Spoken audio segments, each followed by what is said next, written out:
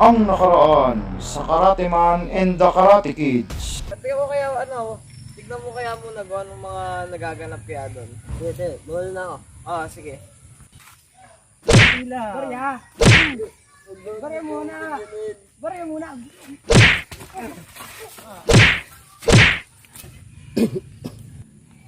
Ano ito pa isang pangit?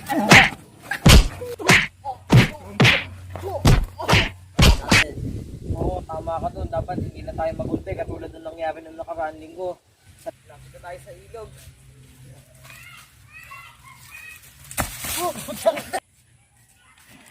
Karate Man! Wala ka pa. Ito sa'yo.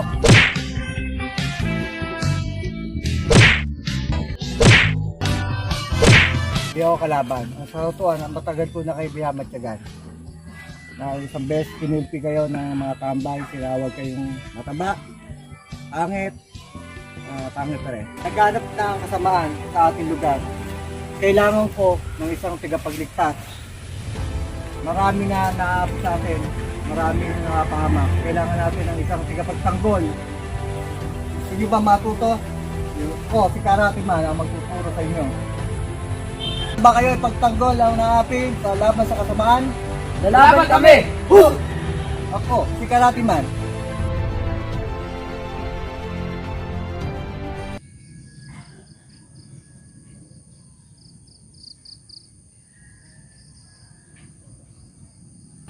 Owa! Owa! Pa! Boy! Owa! Ano yan? May mahalaga tayong pag-uusapan, boy. Ano yan? Mamaya may pupuntahan tayo. Saan? Yung nag-iisipan ko pa kung saan pero basta may pupuntahan tayo. Sige.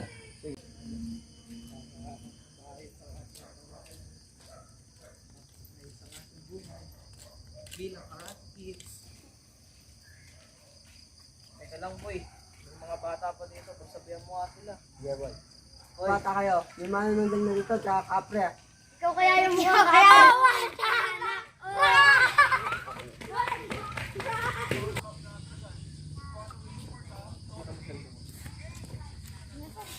Nasaan kaya si Owen Tiyanak? Naiinis ako kanina dito sa mga bata. Sinabihan ba naman akong kung tiyanak? Mukhang tanak ba ako, pre? Owa, naniniwala ka ba dun sa sinasabi nila nakakakuha ka doon ng kapangyarihan doon sa ilalim doon ng puno?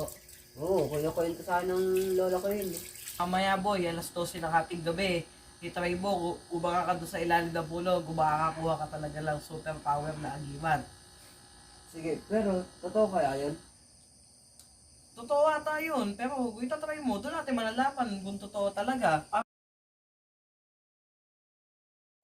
Ito na yung pinag-uusapan natin makuha. Ito na yung mahiwagang puno na sasabihan natin na makukuha na natin ng agimat. Una muna, ihiga ka muna dito.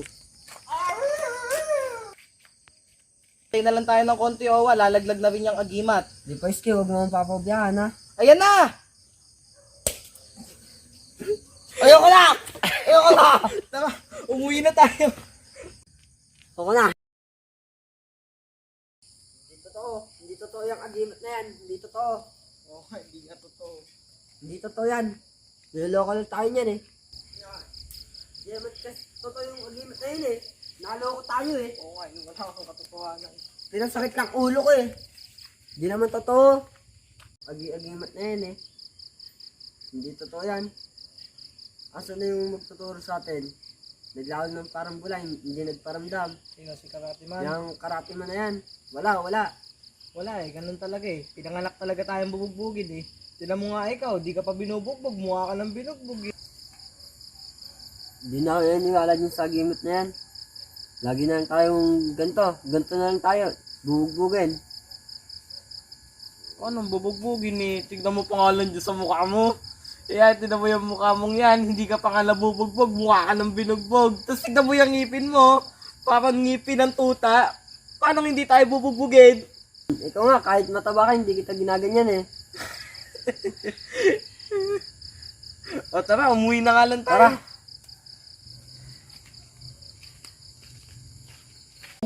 Kailan kaya dadating yung Karate Man na yun? Kasi, nasaan na kaya yung Karate Man na yun? Ano? Ewan ko. Tuturuan ba talaga tayo na no? Hindi. Ewan ko, hindi nga natin kilala talaga kung sino talaga si Karate Man eh. Oo nga eh. Ang sinabi niya lang, palayaw niya Karate Man, pero hindi natin alam yung totoo niyang pangalan. Oo. Tinan mo nga, yung Karate Man na ngayon, parang abnormal yun. Tinan mo nga, nung nalagdag na, hindi nga nakakuha ng tamang istansya eh. Hindi, malakas yan. Malakas nga manuntok yung karate mo na yun eh. Ang sakit eh. Oo nga, sa bagay nga, gigulpi nga tayong tatlo nila Mark G ni Karate Man eh. Ika nga palawa, nasan nga pala si Mark G Buyoy? Ewan ko, di ba hanapin na lang natin bukas. Makikita din natin yan. Oo nga, maggala tayo bukas. Oo, para makita natin. Oo, sige.